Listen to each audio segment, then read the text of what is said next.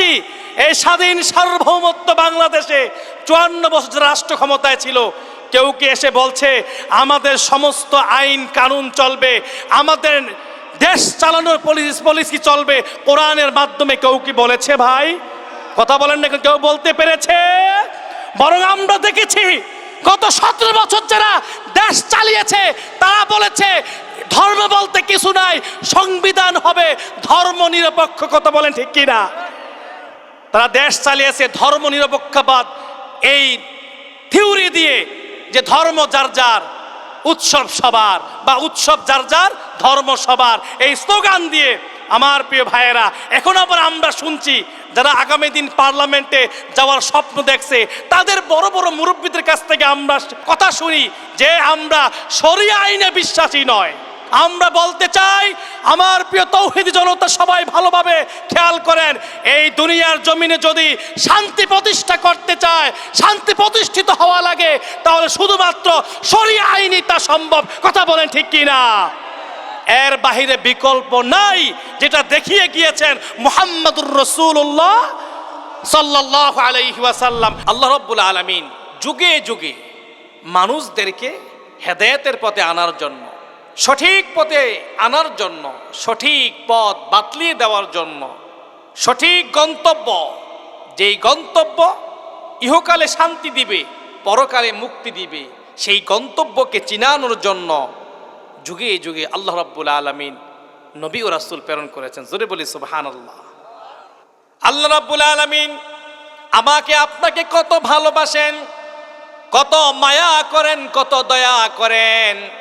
আমাকে আপনাকে সৃষ্টি করার পরে আল্লাহ তাআলা ছেড়ে দেননি যে বান্দা তোমাকে সৃষ্টি করেছি, এবার তুমি যেথায় চাও সেথায় যেতে পারো। আল্লাহ রাব্বুল আলামিন আমাদেরকে সৃষ্টি করার পরে আমাদেরকে সঠিক গাইডলাইন দিয়ে দিলেন কোরআন। এ কোরআন দেওয়ার পরে আল্লাহ পারতেন যে তোমাদেরকে কোরআন দিয়ে দিয়েছি, কোরআন দেখে দেখে তোমরা দুনিয়া জমিনে চলাচল করো। রব্বুল আলামিন এটাও করেন। এটার পাশাপাশি আল্লাহ তাআলা জানেন মানুষ কোরআন থাকার পরও কোরআনটা পড়বে না, এই গাইডলাইন পড়বে না, ধরবে না। এজন্য আল্লাহ রব্বুল আলামিন যুগে যুগে পয়গম্বরদেরকে আমাদের হাদি তথা পথ প্রদর্শক হিসাবে আমাদের সঙ্গী বানিয়ে দিয়েছে। প্রতিটা জামানায়, প্রতিটা যুগে রব্বুল আলামিন পয়গম্বর পাঠিয়েছেন। কোরআনুল কারীমে 13 নম্বর সূরা রাদের 7 নম্বর আয়াতে আল্লাহ বলেন, ওয়ালিকুল্লি কওমিন হাদ, ওয়ালিকুল্লি কওমিন হাদ। আল্লাহ বলেন প্রতিটি জামানায়, প্রতিটি যুগে, প্রতিটি সম্প্রদায়ের কাছে আমি আল্লাহ হাদি প্রেরণ করেছি। হাদি মানে হলো পথ প্রদর্শক। তারা ওই জামানার মানুষদেরকে সঠিক পথ দেখিয়ে দিবে। এই জন্য রব্বুল আলামিন যুগে যুগে পয়গম্বরদেরকে প্রেরণ করেছেন। জোরে বলি সুবহানাল্লাহ। আল্লাহ রাব্বুল আলামিন কোরআনুল কারীমের 16 নম্বর সূরা নাহলের 36 নম্বর আয়াতের মাঝে আল্লাহ বলেন, ওয়ালাকাদ বাআসনা ফি কুল্লি উম্মাতির রাসূলা আন ইবুদুল্লাহা ওয়াজতানিবুত তাগুত।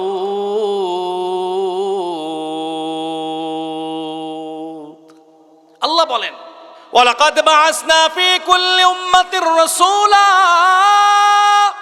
ওয়ালাকাদ বাআসনা, আমি আল্লাহ প্রেরণ করেছি, ফি কুল্লি উম্মাহ, প্রত্যেক জাতির কাছে রাসূলা, একজন করে রাসূল প্রেরণ করেছি। এই রাসূলদের কাজ হলো আনি ইবুদুল্লাহ ওয়াজতানিবুত তাগুত। এই রাসূলরা তার অনুসারী, তার জামানার লোকদেরকে দুইটা বিষয়ের প্রতি আহ্বান করেছে। একটা হলো অর্জনীয়, আরেকটা বর্জনীয়। রাসূলরা বলেছে অর্জনীয় হলো আনি ইবুদুল্লাহ, তোমরা এক আল্লাহর গোলামি করো। জোরে বলি সুবহানাল্লাহ। দ্বিতীয় যে আহ্বানটা রাসূলরা করেছেন, ওয়াজতানিবুত তাগুত, তাগুতকে বর্জন করো, তাগুতকে পরিত্যাগ করো, তাগুতকে বয়কট করো, উবুদুল্লাহ, আল্লাহর গোলামি করো। ওয়াজতানিবুত তাগুত, তাগুতকে তোমরা বর্জন করো। এটা ছিল সকল নবীদের আহ্বান। আমার ভাইয়েরা, সকল নবীরাই এভাবে আল্লাহ রাব্বুল আলামিনের প্রতি গোলামি করা এবং পাশাপাশি তাগুতকে বর্জন করার জন্য গোটা জামানার লোকদেরকে আহ্বান করেছেন। জোরে বলি সুবহানাল্লাহ। আল্লাহর গোলামি, তাগুতকে বর্জন, এই দুইটা একসাথে হতে হবে, তাহলে আপনি একজন কামিল মুমিন হবেন, আপনি একজন পরিপূর্ণ মুমিন হবেন। বিপরীত পক্ষে যদি আপনি শুধুমাত্র আল্লাহর গোলামি করেন, তাগুতকে আপনি অস্বীকার না করেন, তাগুতকে আপনি বয়কট না করেন, তাহলে আপনি পরিপূর্ণ মুমিন হতে পারবেন না। মসজিদে আল্লাহর গোলামি করতে ভালো লাগবে, মসজিদে নামাজ পড়বেন আপনি, মসজিদের বাহিরে এসে রব্বুল আলামিনের অসংখ্য নিয়ামতপূর্ণ নির্দেশনাবলীকে আপনি বয়কট করবেন। আপনি একদিকে নামাজে সেজদা করে আল্লাহ রব্বুল আলামিনকে মানলেন, মসজিদ থেকে বের হওয়ার পরে রব্বুল আলামিনকে আপনি অস্বীকারী হয়ে যাবে। এই জন্য আমার শ্রদ্ধেয় বাবারা, আমার যুবক বন্ধুরা, দুনিয়ার জমিনটা অস্থায়ী দুনিয়া, অস্থায়ী জীবনের হায়াতটা কয়েকদিন পরে অটো শেষ হয়ে যাবে। কার কখন শেষ হয়ে যাবে কেউ তো জানে না, কেউ বলতে পারে না। আমাদের একটা নির্ধারিত সময় আছে, এই সময় যখন চলে আসবে এক সেকেন্ড আগেও আসবে না, এক সেকেন্ড পরেও যাবে না। আল্লাহ রাব্বুল আলামিন কোরআনুল কারীমের 7 নম্বর সূরা আ'রাফের 34 নম্বর আয়াতের মাঝে আল্লাহ বলেন, প্রতিটি মানুষের ওয়ালিকুল্লি উম্মাতিন আজাল ফাইযা জাআ আজালুহুম লা ইস্তাখিরুনা সাআ লা ইস্তাখিরুনা সাআতাও ওয়া লা ইস্তাকদিমুন। আল্লাহ বলেন ওয়ালিকুল্লি উম্মাতিন আজাল, প্রতিটি মানুষের একটা নির্ধারিত সময় আছে। ফাইযা জাআ আজালুহুম, যখন ওই সময়টা চলে আসবে, লা ইস্তাখিরুনা সাআ, ওই সময়টা আসার সাথে সাথে এক সেকেন্ড বিলম্ব করবে না, ওয়ালা ইস্তাকদিমুন, এক সেকেন্ড সময় আগেও আসবে না, যথা সময়ে দুনিয়া জমিন থেকে বিদায় হয়ে যাবে। এই জন্য ভাইয়েরা, যেহেতু হায়াতটা ফিক্সড, হায়াতটা নির্ধারিত ফ্রেমে বাঁধা আছে, আমাদের সবাইকে সচেতন হওয়া দরকার আছে না? না, হায়াতটা কখন শেষ হয়ে যায় কেউ বলতে পারে না, বলার সুযোগ নাই। দেখেছি আমরা 110 বছরের বৃদ্ধকে দেখেছি, আবার 10 বছরের শিশু সন্তান দুনিয়ার জমিন থেকে বিদায় নিয়ে যায় কি যায় না? কিসের এত বড়াই? এই হায়াতের বড়াই কিসের? কোনো বড়াই নাই। এই জন্য আমাদেরকে খেয়াল রাখতে হবে, আমরা যেই জবান দিয়ে এক আল্লাহর গোলামি করি, সেই জবান দিয়ে আমাদেরকে তাগুতকে অস্বীকার করতে হবে। আমার প্রিয় ভাইয়েরা, আমরা যে কালিমা পড়ি, কালিমা, আমাদের কালিমাটা কি? আমার সাথে বলেন, লা ইলাহা ইল্লাল্লাহ। এই কালিমার প্রথম অংশ, এর সাথে আছে মুহাম্মাদুর রাসূলুল্লাহ সাল্লাল্লাহু আলাইহি ওয়াসাল্লাম। লা ইলাহা ইল্লাল্লাহ, লা মানি নেই, ইলাহা কোন ইলাহ, ইল্লাল্লাহ আল্লাহ ছাড়া। জোরে বলি সুবহানাল্লাহ। লা ইলাহা ইল্লাল্লাহ, আল্লাহ ছাড়া কোনো ইলাহা নেই। লা মানি নেই, ইলাহ মানে কোনো ইলাহ, কোনো স্রষ্টা। আমার ভাইয়েরা, আপনি যে লা ইলাহা ইল্লাল্লাহ বলেন, এখানে দুইটা বিষয় আছে। প্রথম বিষয় হলো তাগুতকে বর্জন করা।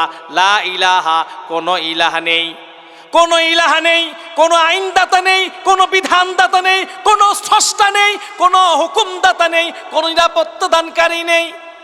এটি হলো তাগুতকে বর্জন করা। এবার 2 নম্বর স্বীকৃতি হলো ইল্লাল্লাহ, আল্লাহ ছাড়া, অর্থাৎ দুনিয়ার জমিনে যত কিছু প্রয়োজন, এই সমস্ত প্রয়োজনগুলো পূরণ করতে পারে শুধুমাত্র আল্লাহ। আমার ভাইয়েরা, এই জন্য আপনাকে আমাকে খেয়াল করতে হবে, আমাদের হায়াতের জিন্দেগিটা আমরা যে আল্লাহর গোলামি করি, যুগে যুগে রব্বুল আলামিন পয়গম্বরদেরকে প্রেরণ করেছেন। এই প্রেরণ করার মাধ্যমে আল্লাহ রাব্বুল আলামিন বান্দাদেরকে আদেশ করেছেন উবুদুল্লাহ ওয়াজতানিবুত তাগুত, আল্লাহর গোলামি করো, তাগুতকে বর্জন করো। আমার ভাইয়েরা, এখন আমরা জানবো আল্লাহর গোলামি কি, তাগুতকে বর্জন করা কি, কথা বলেন ঠিক কি না? সকল পয়গম্বরদের আহ্বান ছিল, সকল নবীরা আহ্বান করেছেন আল্লাহর গোলামি করো, ওয়াজতানিবুত তাগুত, তাগুতকে বর্জন করো। আল্লাহর গোলামি কি, ইবাদত কি, সকল পয়গম্বরদের এই আহ্বান ছিল। রব্বুল আলামিন কোরআনুল কারীমের সূরা আ'রাফের 59 নম্বর আয়াতের মাঝে আল্লাহ বলেছেন ওয়ালাকাদ আরসালনা, আমি আল্লাহ প্রেরণ করেছি নূহান ইলা কওমিহি, নূহ আলাইহিস সালামকে তার কওমের কাছে। ফাকালা, তিনি বলেছেন ইয়া কওমি ইবুদুল্লাহ মা লাকুম মিন ইলাহিন গায়রু। জোরে বলি আল্লাহু আকবার। আমার ভাইয়েরা, রব্বুল আলামিন বলেন আমি নূহ পয়গম্বরকে তার কওমের কাছে প্রেরণ করেছি। প্রেরণ করার পরে আমি প্রেরণ করার পরে নূহ আলাইহিস সালাম তার কওমকে বলল ইয়া কওমি আবুদুল্লাহ, হে আমার সম্প্রদায়, তোমরা এক আল্লাহর গোলামি করো। মা লাকুম মিন ইলাহিন গায়রু, তিনি ছাড়া আর কোনো স্রষ্টা নাই। জোরে বলি সুবহানাল্লাহ। সেম ভাবে আমি আদ জাতির কাছে তাদের ভাই হুদ আলাইহিস সালামকে প্রেরণ করেছিলাম। হুদ পয়গম্বর তার জাতির কাছে গিয়ে বলেছেন ইয়া কওমি ইবুদুল্লাহ, হে আমার সম্প্রদায়, তোমরা এক আল্লাহর গোলামি করো, এক আল্লাহর ইবাদত করো। মা লাকুম মিন ইলাহিন গায়রু, তিনি ছাড়া আর কোনো স্রষ্টা নাই, তিনি ছাড়া আর কোনো ইলাহ নাই। আমি সালেহ আলাইহিস সালামকে সামুদ জাতির কাছে প্রেরণ করেছিলাম। ওয়া ইলা সামুদ আখাহুম সালিহা, সামুদ জাতির কাছে তাদের ভাই সালেহ আলাইহিস সালামকে প্রেরণ করেছিলাম। তিনি গিয়ে বললেন ইয়া কওমি আবুদুল্লাহ মা লাকুম মিন ইলাহিন গায়রু, হে আমার সম্প্রদায়, এক আল্লাহর গোলামি করো, তিনি ছাড়া আর কোনো স্রষ্টা নাই। জোরে বলি সুবহানাল্লাহ। সকল পয়গম্বরদের আহ্বান ছিল এক আল্লাহর গোলামি করা, এক আল্লাহর ইবাদত করা। আমার পয়গম্বর, আমার আপনার নবী মুহাম্মদুর রাসূলুল্লাহ সাল্লাল্লাহু আলাইহি ওয়াসাল্লাম আমাদেরকে আহ্বান করেছেন কুলু লা ইলাহা ইল্লাল্লাহ তুফলিহুন। কুলু লা ইলাহা ইল্লাল্লাহ, তোমরা বলো আল্লাহ ছাড়া কোনো ইলাহ নাই। তুফলিহুন, এটা বলতে পারলে, মানতে পারলে তোমরা সফল কাম হবা। জোরে বলি সুবহানাল্লাহ। আমার ভাইয়েরা, তাহলে বুঝলাম আল্লাহ রাব্বুল আলামিন যুগে যুগে পয়গম্বরদেরকে প্রেরণ করেছেন মানুষদেরকে আহ্বান করার জন্য এক আল্লাহর ইবাদত করো। এবার আসেন ইবাদতটা কি।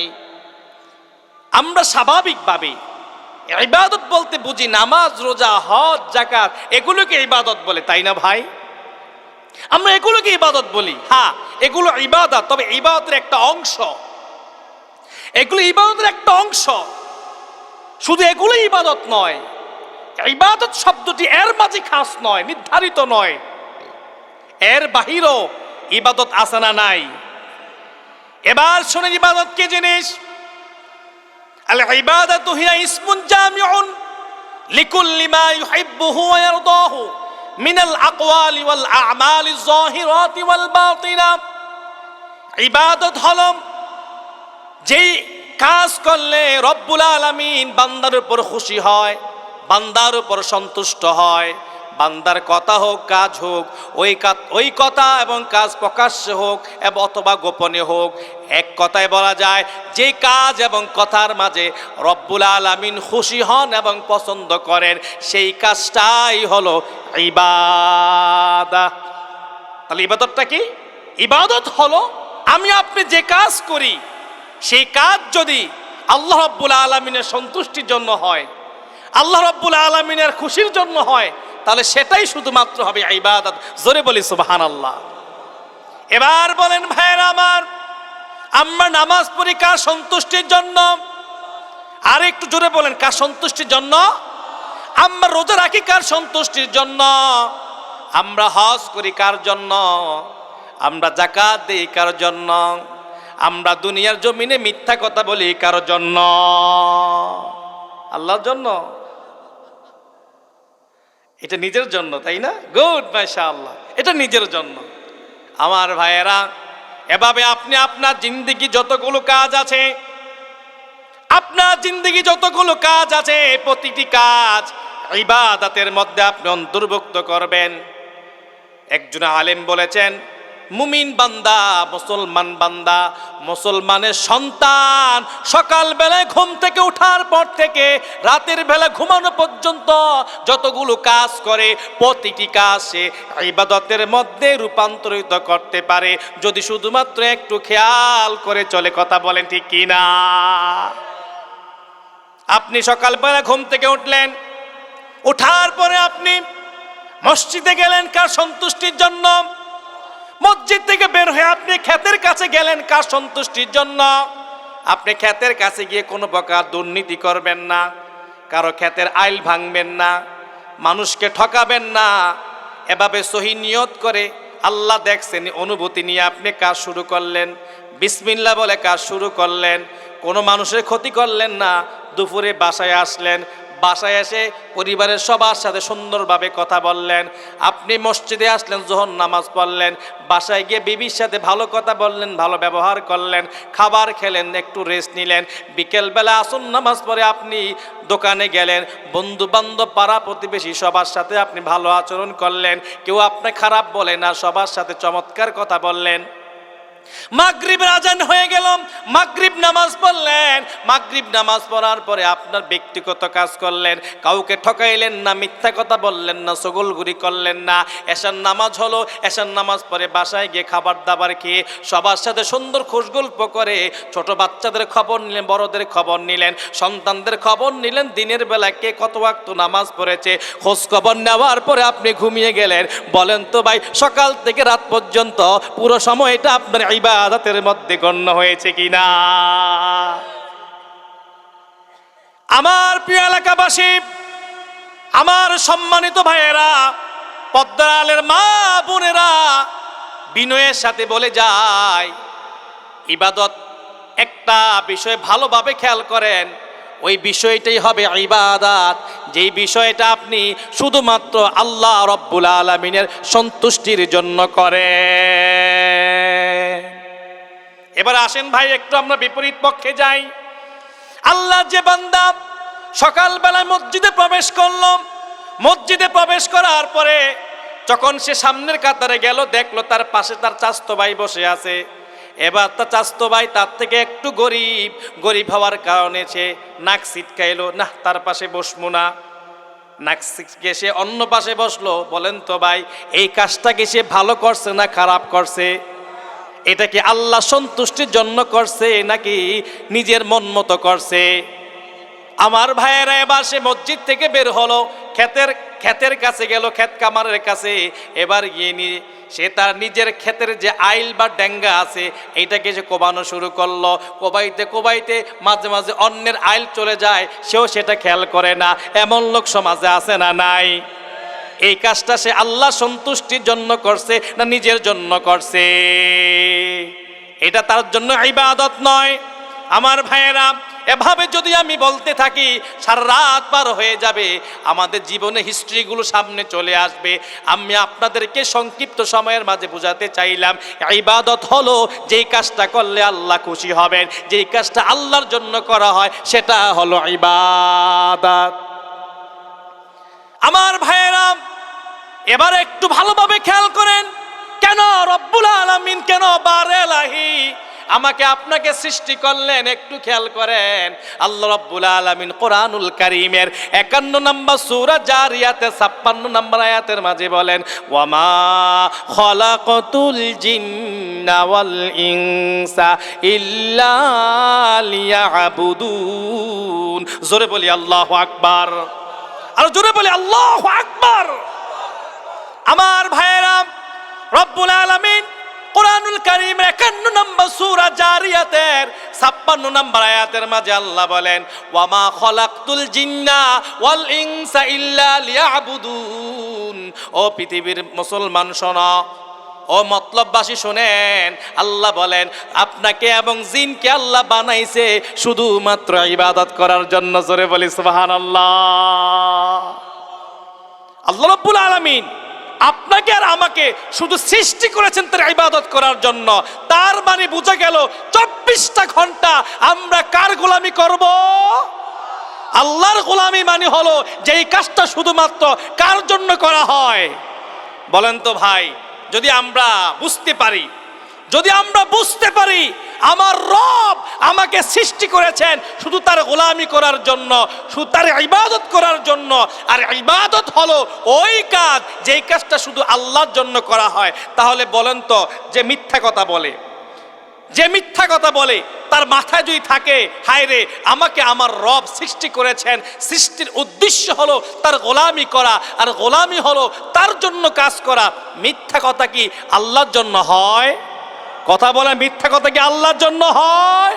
যদি মাথায় থাকে রব আমাকে সৃষ্টি করেছেন তার গোলামি করার জন্য, আর গোলামি হলো তার জন্য কাজ করা, আল্লাহর বান্দা কি আর মিথ্যা কথা বলবে? সকল করি করবে? অন্যের হক মেরে খাবে? আমার প্রিয় ভাইয়েরা, খেয়াল করতে হবে আপনাকে কেন আল্লাহ দুনিয়াতে প্রেরণ করেছেন। এমনি আপনি সৃষ্টি হয়ে যাননি, আপনাকে এমনি আল্লাহ রাব্বুল আলামিন সৃষ্টি করেনি, আপনাকে নির্দিষ্ট পারপাস আল্লাহ দিয়ে সৃষ্টি করেছেন। ডিউটি আছে, আপনার দায়িত্ব আছে। দুনিয়াতে আসলাম, খাইলাম দাইলাম ফুর্তি করলাম এই দুনিয়ার মাঝে, এই জন্য রব্বুল আলামিন আপনাকে প্রেরণ করেননি। টিক টিক টিক টিক যেই গড়িটা বাজে, ঠিক ঠিক বাজে, কেউ কি জানে সেই গড়িটা লাগবে কয়দিন কাজে, কেউ কি জানে সেই গড়িটা লাগবে কয়দিন কাজে। চকচক জকজক করে যতদিন ঘড়ির চেহারা, ততদিন তারে কিনতে চায় যে খরিদ্দারেরা, ঠিক না? যতদিন আমাদের জীবন এবং যৌবন সুন্দর থাকে, চকচক করে, ততদিন আমাদের সমাজে মানুষের কাছে আমাদের মূল্য থাকে। আর যখন আমাদের যৌবন শেষ হয়ে যায়, আমাদের রূপ লাবণ্য শেষ হয়ে যায়, আমাদের আর এই সমাজে মূল্যায়ন থাকে না। কথা বলেন ঠিক কি না? আমাদের ভাইয়েরা, এই জন্য আমাদের সময়টা নির্ধারিত ফ্রেমে আছে। রব্বুল আলামিন যুগে যুগে রাসূলদেরকে প্রেরণ করেছেন। প্রেরণ করার দুইটা দাওয়াত ছিল, দুইটা ইনভাইট ছিল। একটা হলো উবুদুল্লাহ, আল্লাহর গোলামি করো। কার গোলামি করা? আর জোরে বলেন তো, কার গোলামি করা? আল্লাহর গোলামি মানে হলো রব্বুল আলামিনের জন্য কাজ করা। কথা বলেন ঠিক কি না? তার মানে এখন থেকে আমি দুনিয়া জমিনে যা করব 24টা ঘন্টা আমরা যা বলবো যা করব মাথায় রাখবো এই বলা এবং কথা কার জন্য হতে হবে। এখন আপনি আপনার দুনিয়া জমিনটা সাজান। আপনি দুনিয়ার জমিনে যেখানেই যান না কেন, রাতে একাকী রুমে আছেন, এবার চিন্তা করেন আপনি কি করবেন। যাহা করছেন এই কাজটা কার জন্য করছেন। যদি আপনি একাকী রুমের মাঝে, যুবক বন্ধুরা, একাকী রুমের মাঝে মা নাই, বাবা নাই, আত্মীয় স্বজন কেউ নাই, ঘরের মাঝে একা আছি, রুম তালাবদ্ধ আছে, রুম লক করা আছে, এই রুম যদি আমি একাকী রুমের মাঝে আমি থাকি, আর যদি পাপাচার লিপ্ত হই, এই পাপাচারের কাজটার জন্য রব্বুল আলামিন আমাকে আপনাকে সৃষ্টি করেছেন কিনা এই বিষয়টা মাথায় রাখা দরকার আছে না নাই? আল্লাহ আপনাকে এই জন্য সৃষ্টি করেননি, আল্লাহ সৃষ্টি করেছেন শুধুমাত্র তার জন্য কাজ করা। এটা খেয়াল করতে হবে। এটাই আমাদেরকে এই দুনিয়ার জমিনে প্রেরণের উদ্দেশ্য। এবার দ্বিতীয় নাম্বার যে বিষয়টা সেটি হলো ওয়াজতানিবুত তাগুত, তাগুতকে বর্জন করা। একটি হলো উবুদুল্লাহ, আল্লাহর গোলামি করা, পাশাপাশি ওয়াজতানিবুত তাগুত, তাগুতকে বর্জন করা। এবার প্রশ্ন হলো হুজুর তাগুতকে যে তাগুতকে বর্জন করতে হবে, এই তাগুত আমাদের চতুর্দিকে আমাদেরকে ঘেরাও করে রেখেছে। এই তাগুত আমাদের চতুর্দিকে আমাদেরকে অ্যাটাচ করে রেখেছে, আমাদেরকে তার রবের প্রতি আকৃষ্ট হওয়া সবচেয়ে বড় বাধা দিচ্ছে আমাদেরকে তাগুত। আমার প্রিয় ভাইয়েরা, রব্বুল আলামিন কোরআনুল কারীমের মাঝে 8 বার তাগুতের কথা বলেছেন। যেই তাগুতের বিষয়ে রব্বুল আলামিন বান্দাদেরকে সতর্ক করেছেন। এই তাগুতকে চিনা দরকার আছে না নাই? তাগুত শব্দটি এসে তুগিয়ান থেকে। তুগিয়ান মানে হলো সীমালঙ্ঘনকারী, পাপাচারী। তুগিয়ান মানে সীমালঙ্ঘন করা, নির্ধারিত সীমা অতিক্রম করা। যারা এই নির্ধারিত সীমা অতিক্রম করে তাদেরকে বলা হয় তাগুত। এই তাগুতের পরিচয় সম্পর্কে মুফাসসিরিন কিরাম বিভিন্ন বক্তব্য দিয়েছেন। তার মাঝে উল্লেখযোগ্য হলো ওমর ইবনুল খাত্তাব রাদিয়াল্লাহু তাআলা আনহু। তিনি বলেছেন তাগুত মানে শয়তান। তাগুত মানে কি? সবাই খেয়াল করেন, আজকে আলোচনার বিষয় হলো আল্লাহর গোলামি করা, তাগুতকে বর্জন করা। বলেন তো ভাই কি? 1 নম্বর কি? আল্লাহর জবান দেব, আল্লাহর গোলামি করা। 2 নম্বর কি? তাগুতকে বর্জন করা। আরে তাগুতকে ওমর ইবনুল খাত্তাব রাদিয়াল্লাহু তাআলা আনহু বলেন তাগুত মানে হলো শয়তান। বিশিষ্ট তাবিঈ ইকরামা রাহমাতুল্লাহি আলাইহি বলেন তাগুত মানে হলো মূর্তি পূজারী, তাগুত মানে হলো গণক, তাগুত মানে হলো জাদুকর। আল্লামা ইবনুল কাসির রাহমাতুল্লাহি আলাইহি তার তাফসীর ইবনে কাসিরের মাঝে বলেন তাগুত মানে শয়তান। এই কথাটাই যুক্তিযুক্ত। এভাবে বিভিন্ন উলামায়ে কেরাম বলেছেন। তার মাঝে আরেকটা মন্তব্য হলো আমাদের সমাজ যতগুলো সীমা লঙ্ঘন হয়, এই সীমা লঙ্ঘনগুলো 3 ভাগে বিভক্ত। কয় ভাগে? আমাদের সমাজে যত সীমা লঙ্ঘন হয় এই সীমা লঙ্ঘনগুলো 3 ভাগে বিভক্ত। 1 নাম্বার সীমা লঙ্ঘন হলো সমাজের মধ্যে কিছু মানুষকে পাওয়া যায় যারা রব্বুল আলামিনের বিধানগুলো, আইনগুলোকে যারা মুখে মানে, কাজে বিশ্বাস করে না, কাজে বাস্তবায়ন করতে চায় না। এমন লোক সমাজে আছে না নাই? মুখে বলে কিন্তু কাজে মানতে চায় না। এই কাজগুলো ফুসুকি কাজ। এই লোকগুলোকে বলা হয় ফাসিক। যে লোকগুলো মুখে মুখে ইসলামের কথা বলে, শরীয়তের আইন আছে, শরীয়তের আইনকে মানা দরকার, এই আইনের মাঝে শান্তি আছে, এই কথাগুলো বলে বেড়ায় কিন্তু কাজের ক্ষেত্রে তাদেরকে পাওয়া যায়। এমন লোক সমাজে আছে না নাই? এবার যদি বলি ভাইয়েরা আমার, ইসলাম শান্তির ধর্ম, ইসলাম শান্তির ধর্ম। ইসলাম যদি কেউ মানে দুনিয়ার জমিনে এবং পরকালে শান্তিতে থাকবে। আমার প্রিয় ভাইয়েরা, এই কথাটা আমি বললাম, এই কথার পক্ষে কে কে আছেন হাত তোলেন। সবাই আছেন না? ইসলাম শান্তির ধর্ম।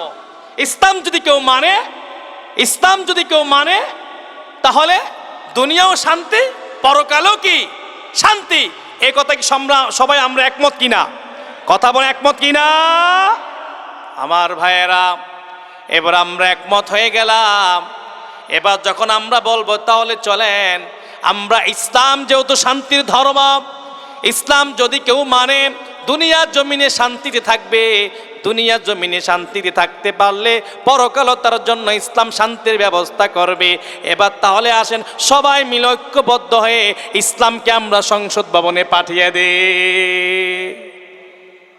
এবার যদি আমরা বলি, আপনি আপনার জবান দিয়ে বলেছেন ইসলাম শান্তির ধর্ম, ইসলাম শান্তির ধর্ম, ইসলামকে যদি কেউ মানে দুনিয়া তো শান্তি, পরকালও তার শান্তি।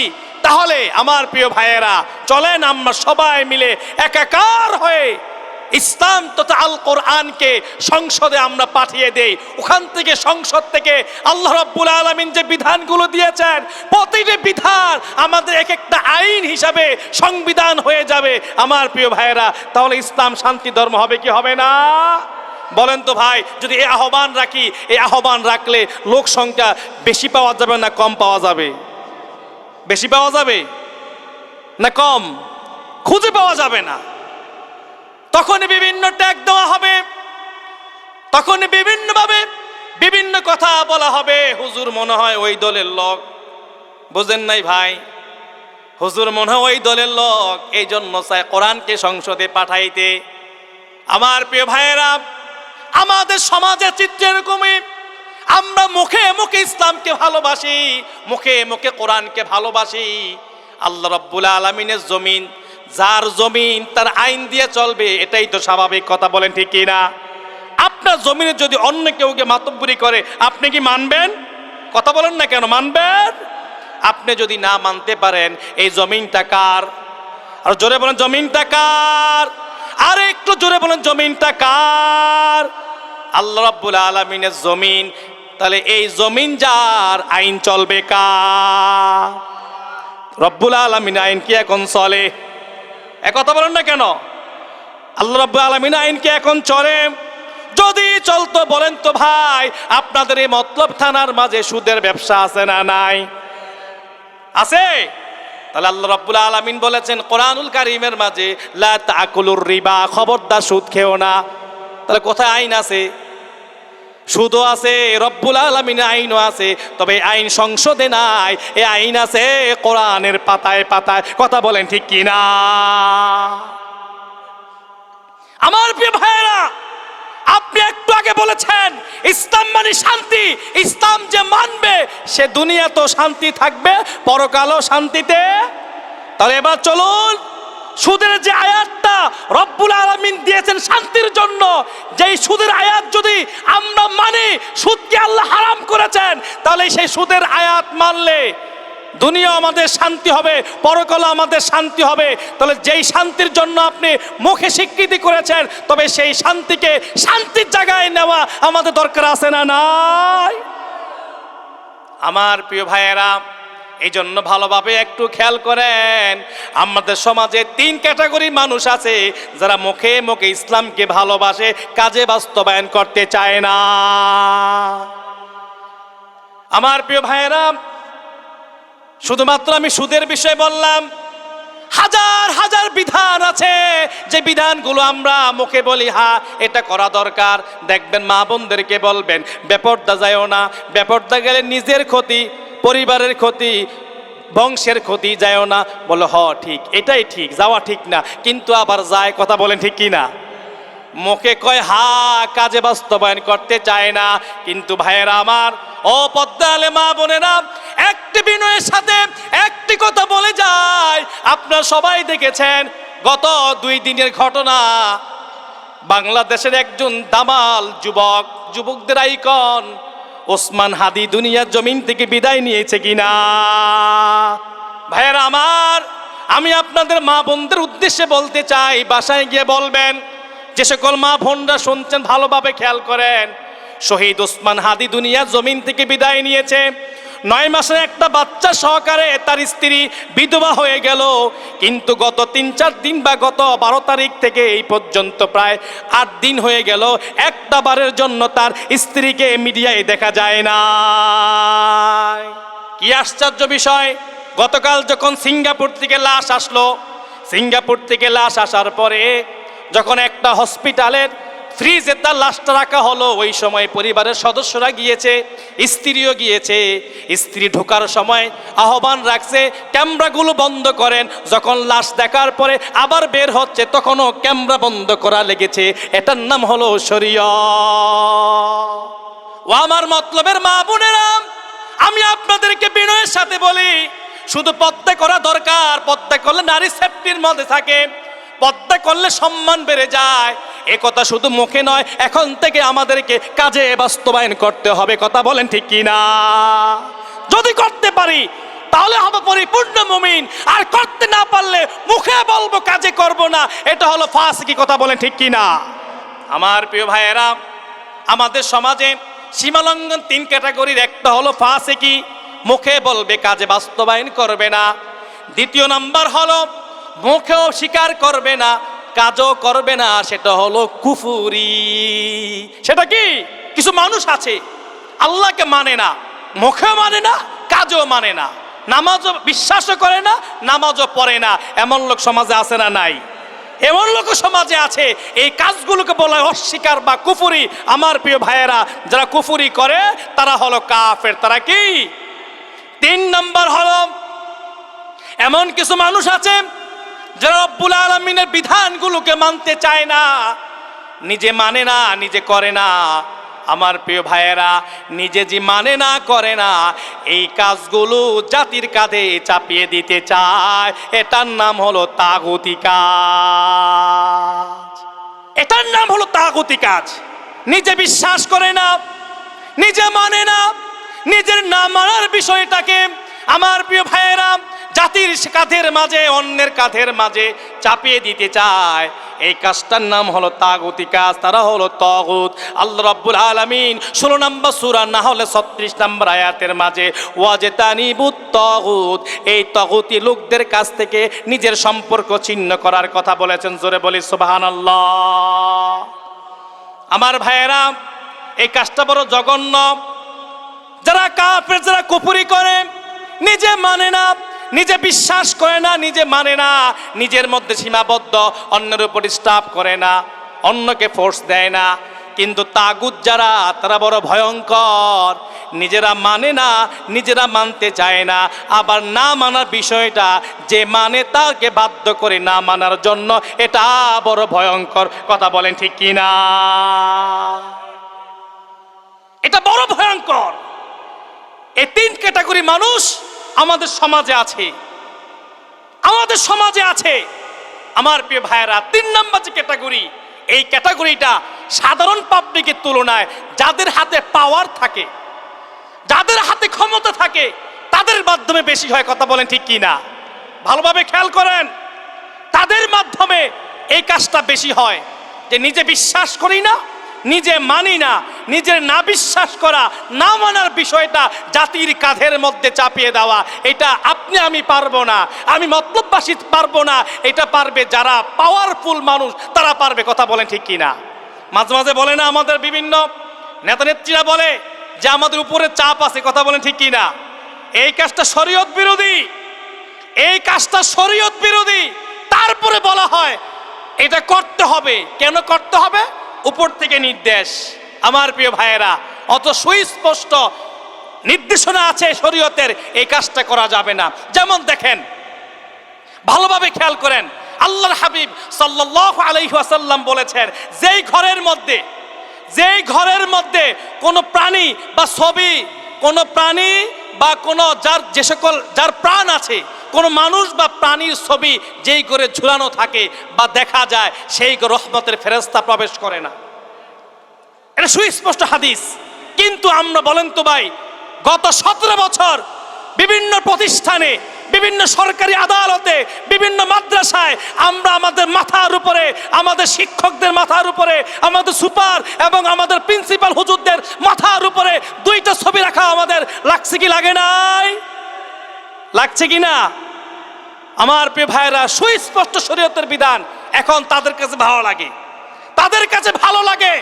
আমার প্রিয় ভাইয়েরা, বাংলাদেশের ঢাকা শহর সহকারে বিভিন্ন গুরুত্বপূর্ণ স্থাপনায় মানুষের মূর্তি বসানো হয়েছে কি হয় নাই? কথা বলেন না কেন ভাই? হয়েছে কি হয় নাই? আল্লাহর হাবিব বলেছেন, হাসরের ময়দানে সবচেয়ে ভয়ঙ্কর আযাব হবে যারা মূর্তি বানায়। নাউজুবিল্লাহ বলি। যারা তাদের আসাদুল আযাবি ইয়াউমাল কিয়ামা, সবচেয়ে কঠিন আযাব হবে তাদের। আল মুসাওয়িরুন, যারা মূর্তি বানায়, যারা ছবি বানায়। আমার প্রিয় ভাইয়েরা, বলেন তো, গত 17 বছর আমরা চতুর্দিকে দেখেছি আমাদের বিভিন্ন মানুষের মূর্তি বানানো হয়েছে কি হয় নাই? আমাদের কাঁধে চাপিয়ে দেওয়া হয়েছে, আমাদের কাঁধে চাপিয়ে দেওয়া হয়েছে। তার মানে কি বোঝা গেল? যে তারা মানে না, মানতে চায় না, না মানার বিষয়, না বিশ্বাসের বিষয় গোটা জাতির কাঁধে চাপিয়ে দেয়, তারা হলো তাগুত। কথা বলেন ঠিক কি না? আমার প্রিয় ভাইয়েরা, এই তাগুতদেরকে বর্জন করার জন্য রব্বুল আলামিন যুগে যুগে নবীদেরকে প্রেরণ করেছেন। ওয়ালাকাদ বাআসনা ফি কুল্লি উম্মাতির রাসূলা আন ইবুদুল্লাহ ওয়াজতানিবুত তাগুত। আমার প্রিয় ভাইয়েরা, আল্লাহর গোলামি করা, তাগুতকে বর্জন করা, যে তাগুতকে বর্জন করতে পারলে আপনার ঈমানের পরিপূর্ণতা পাবে। এবার আসেন তাগুতকে বর্জন কেন করতে হবে। আল্লাহ রাব্বুল আলামিনের 1 নাম্বার নির্দেশ, তাগুতকে বর্জন করো। 16 নাম্বার সূরা নাহলের 36 নাম্বার আয়াত আল্লাহ বলেছেন ওয়াস্তানিবুত তাগুত, তাগুতকে বর্জন করো। তাগুত কারা? একটু আগে বলেছি, যারা বিশ্বাস করে না, যারা মানে না, না বিশ্বাস না মানার বিষয়টা জাতির কাঁধের উপরে চাপিয়ে দেয়। সুতরাং তারা হলো তাগুত, তাদেরকে অস্বীকার করতে হবে, তাদেরকে বয়কট করা, এটা হলো আল্লাহ রাব্বুল আলামিনের নির্দেশ। কথা বলেন ঠিক কি না? আমার প্রিয় ভাইয়েরা, এবার তাগুতকে কেন আপনি বর্জন করবেন? তাগুতকে বর্জন করলে আপনার বেনিফিট কি? ভালোভাবে খেয়াল করেন। আল্লাহ রাব্বুল আলামিন কোরআনুল কারীমের 2 নম্বর সূরা বাকারার 256 নম্বর আয়াত, 256 নম্বর আয়াতের মাঝে আল্লাহ রাব্বুল আলামিন বলেন ওয়া মান ইয়াকফুর বিত-তাগুতি ওয়া ইউমিন বিল্লাহ ফাকাদ ইসতামসাকা বিল উরওয়াতিল উসকা লা ইনফিসামা লাহা আল্লাহু সামিউন আলীম।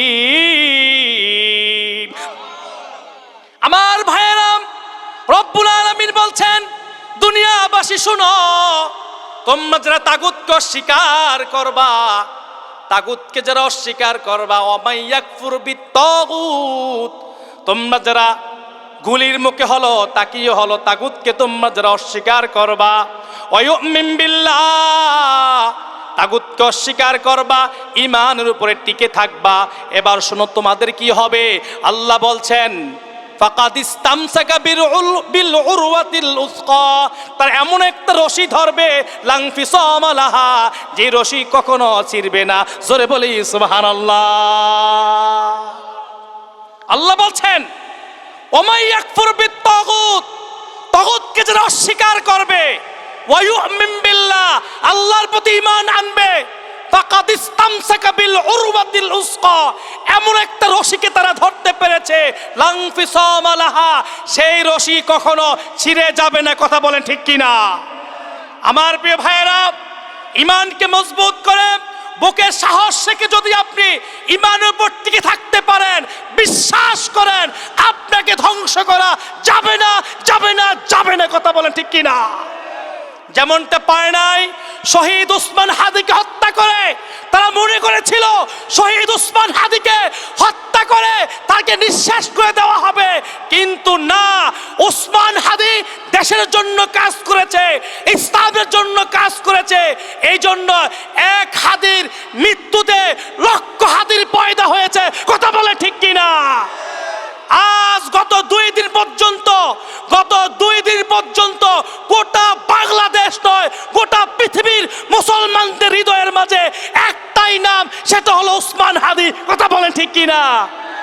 সুতরাং যদি আপনি তাগুতকে অস্বীকার করে ঈমানের উপর টিকে থাকতে পারেন, বিশ্বাস করেন আপনার নাম পৃথিবী থেকে মুছে ফেলা যাবে না, মুছে ফেলতে কেউ পারবে না। কথা বলেন ঠিক কিনা?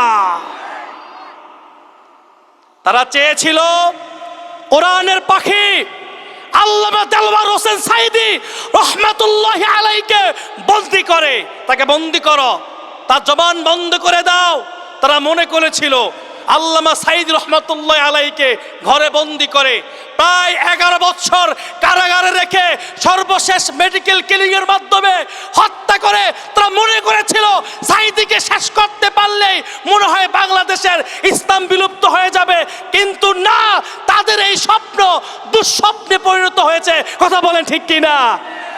আজ এক সাঈদীর উপাতের পরে লক্ষ লক্ষ সাঈদী ঘরে ঘরে পয়দা হয়েছে। কথা বলেন ঠিক কিনা? আমার প্রিয় ভাইয়েরা, এই জন্য আমি আমার সমস্ত তৌহিদ জনতাকে বলতে চাই, তাগুতকে বর্জন করুন, তাগুতকে বর্জন করুন, তাগুতকে বর্জন করুন। যারা ক্ষমতায় গিয়েছে গত 54 বছর আমরা দেখেছি, এই স্বাধীন সার্বভৌমত্ব বাংলাদেশে 54 বছর যারা রাষ্ট্র ক্ষমতায় ছিল, কেউ কি এসে বলছে আমাদের সমস্ত আইন কানুন চলবে, আমাদের দেশ চালানোর পলিসি চলবে কোরআনের মাধ্যমে? কেউ কি বলেছে ভাই? কথা বলেন না, কেউ বলতে পেরেছে? বরং আমরা দেখেছি গত 17 বছর যারা দেশ চালিয়েছে তারা বলেছে ধর্ম বলতে কিছু নাই, সংবিধান হবে ধর্ম নিরপেক্ষ। কথা বলেন ঠিক কিনা?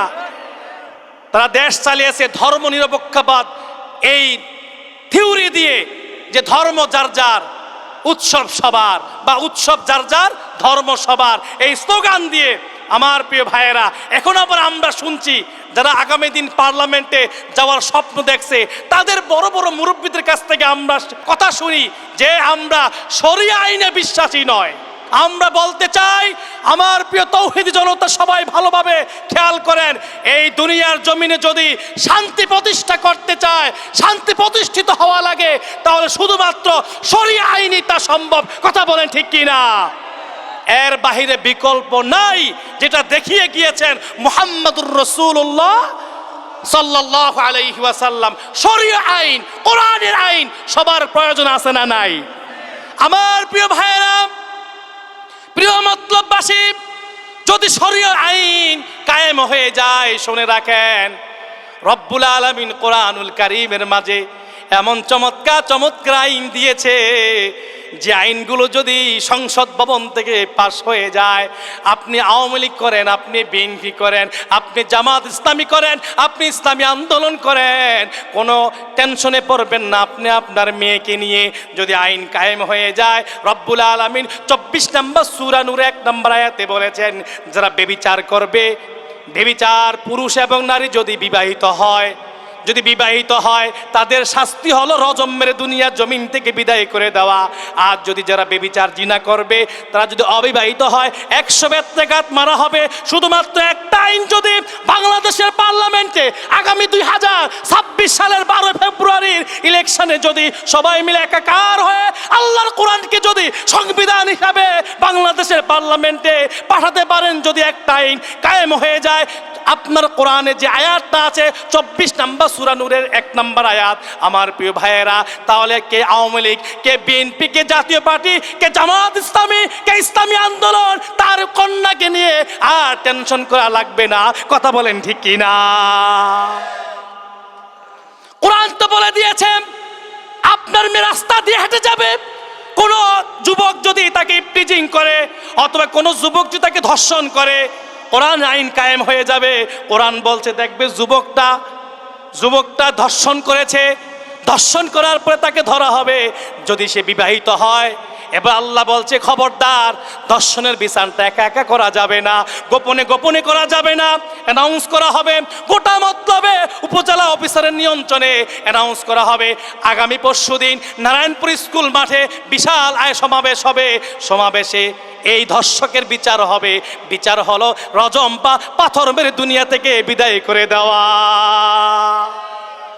আমার প্রিয় ভাইয়েরা, বলেন তো, যদি একজন ধর্ষকের বিচার নারায়ণপুর স্কুল মাঠে যদি সবার সামনে প্রকাশ্যে বিচার করা হয়, আর পরের দিন আর কোনো ধর্ষক আপনার মেয়ের পিছে, আপনার বোনের পিছে আর তাকাবে, তার মানে বোঝা গেল, আল্লাহর কোরআন যদি কায়েম হয়ে যায়, আগামী 2026 সালের 12 ফেব্রুয়ারি ইলেকশনে যদি আল্লাহর কোরআনটা সংসদে চলে যায়, কে আওয়ামী লীগ, কে বিএনপি, কে জামাত ইসলামী, কে ইসলামী আন্দোলন, সে তার মেয়ে, সে তার মা, সে তার বোনকে নিয়ে আর চিন্তা করবে না। কথা বলেন ঠিক কিনা?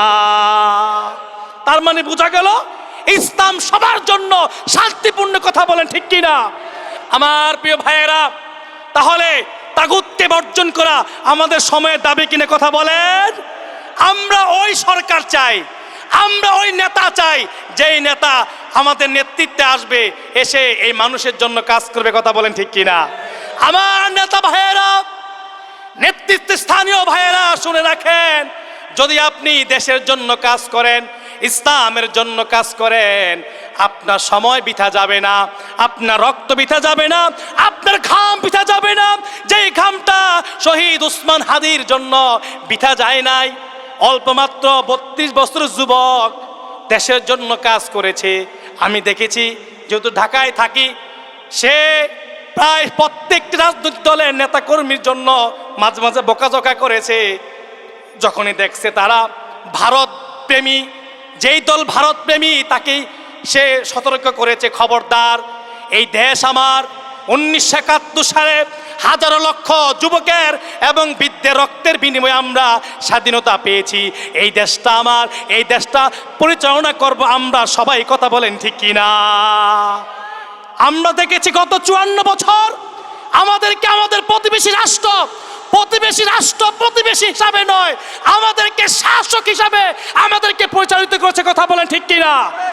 শহীদ ওসমান হাদি এই কথাটাই বারবার বলেছে, হে আমার দেশের মানুষ শোনো, তোমরা সবাই দেশের জন্য লড়ো, দেশের জন্য লড়লে জীবন বৃথা যায় না। কথা বলেন ঠিক কিনা? আজ তার জানাজা হয়েছে, সংসদ ভবনের চত্বরে তার জানাজা হয়েছে। আমি আমার ক্যামেরাম্যানকে বললাম লোক কেমন হয়েছে, বলল লোক কেমন হয়েছে নির্ধারণ করা বড় কঠিন। আমার শুধু সংসদ ভবন এরিয়া থেকে পার হইতে প্রায় 1 ঘন্টা লেগেছে হেঁটে। জোরে বলি সুবহানাল্লাহ। এমনও জীবন করিও গঠন, মরিলে হাসিবে তুমি, কাঁদিবে ভুবন। কথা বলেন ঠিক কিনা? আজ আমরা দেখছি ওসমান হাদি হাসতে হাসতে দুনিয়া থেকে বিদায় নিয়ে চলে গিয়েছে। আজ গোটা বাংলাদেশের প্রতিটি মানুষের চোখে চোখে পানি। কথা বলেন ঠিক কিনা? সুতরাং আমরা বলতে চাই, আমাদের যুবকদেরকে বলতে চাই, দেশের জন্য কাজ করতে হবে, দেশের জন্য লড়তে হবে, ইসলামের জন্য কাজ করতে হবে, ইসলামের জন্য লড়তে হবে। এটাই হলো মর্দে মুজাহিদদের কাজ। কথা বলেন ঠিক কিনা? যদি আমরা পারি, বিশ্বাস করেন আপনি ঠকবেন না, আপনি ঠকবেন না। আল্লাহ রাব্বুল আলামিন কোরআনুল কারীমের 2 নম্বর সূরা সূরাতুল বাকারার মাঝে বলেন, ওয়ালা তাকুলু লিমান ইউকতালু ফি সাবিলিল্লাহি আমওয়াত বাল আহইয়াউ ওয়ালাকিন লা তাশউরুন। জোরে বলি আল্লাহু আকবার। আল্লাহ বলছেন, ওয়ালা তাকুলু লিমান ইউকতালু ফি সাবিলিল্লাহ, খবরদার তোমরা তাদেরকে মৃত বলো না যারা আল্লাহর পথে শাহাদাত বরণ করে, আল্লাহ রাব্বুল আলামিনের পথে যারা জীবন দেয়। খবরদার তাদেরকে তোমরা মৃত বলো না, তারা বরং জীবিত, তোমরা বুঝো না। আমার ভাইয়েরা, এই ব্যাখ্যাটা দিয়ে আমি আলোচনা শেষ করব। মানুষ কিভাবে জীবিত?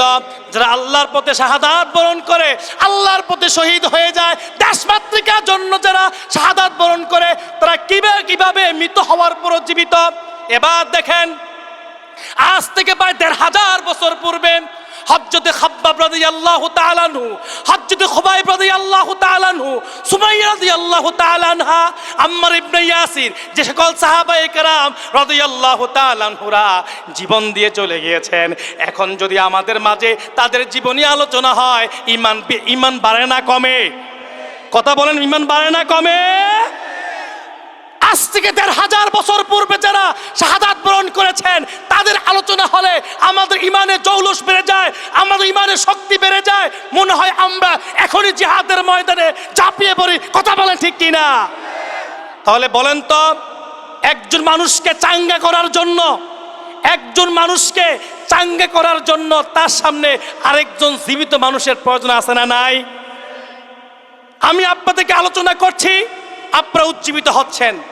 আমি আপনাদের সামনে আছি, আমি জীবিত, আমি আপনাদের উজ্জীবিত করতে পারছি। সেম ভাবে দেখেন, 1500 বছর পূর্বের সাহাবায়ে কেরাম রাদিয়াল্লাহু তাআলা আনহুদের আলোচনা এখন আমাদেরকে ইমানের দিক থেকে উজ্জীবিত করে কি করে না? আমার প্রিয় ভাইয়েরা, এই জন্য আল্লাহ বলছেন যে আল্লাহর পথে সংগ্রাম করে শাহাদাত বরণ করে তারা মৃত নয়, তারা জীবিত। তাদের আলোচনা আমাদেরকে উজ্জীবিত করে। আজ থেকে প্রায় 2 বছর পূর্বে আল্লামা সাঈদী রহমাতুল্লাহি আলাইহি দুনিয়ার জমিন থেকে বিদায় নিয়েছে। এখনো আমরা সাঈদীর নাম শুনলে আমাদের শরীরের মধ্যে স্পিড জাগে কি জাগে না? বাল আহইয়া, তারা জীবিত। আমার প্রিয় ভাইয়েরা, আসুন না সবাই ইসলামের জন্য লড়ি। আর ভাই, মরতেই তো হবে। দুনিয়াতে আসছি, দুনিয়াতে আসা কনফার্ম। যে ব্যক্তি আসছে তার চলে যাওয়াটা কনফার্ম। কথা বলেন ঠিক কিনা? হয়তো যাবে ঘরের মাঝে মরে, অথবা অ্যাক্সিডেন্টে মরে, অথবা রোগে শোকে মরে, আপনার নাম কেউ নিবে না। আমার প্রিয় ভাইয়েরা, বাংলাদেশে এই পর্যন্ত অসংখ্য আল্লাহর বান্দা মারা গিয়েছে, কই কারো কবর তো শাহবাগের চত্বরের পাশে কবি নজরুল ইসলাম তার কবরের পাশে শহীদ ওসমান হাদির কবরটা হয়েছে কি হয় নাই? জাতি স্মরণ করবে, যারা এই কবি নজরুলের কবরের পাশে দাঁড়াবে তারা শহীদ ওসমান হাদিকে সালাম দিবে কি দিবে না? আমার প্রিয় ভাইয়েরা, এই জন্য খেয়াল করতে হবে, দেশের জন্য লড়তে হবে, দেশ মাতৃকার জন্য কাজ করতে হবে। আমরা চাই এমন একটা সুন্দর দেশ, যেই সুন্দর দেশ সবাই মিলে আমরা একাকার, হাতে হাত রেখে বুকে বুক রেখে এই বাংলাদেশকে আমরা গর্ব এবং দেশের জন্য কাজ করব। আল্লাহ কবুল করুক, বলি আমিন।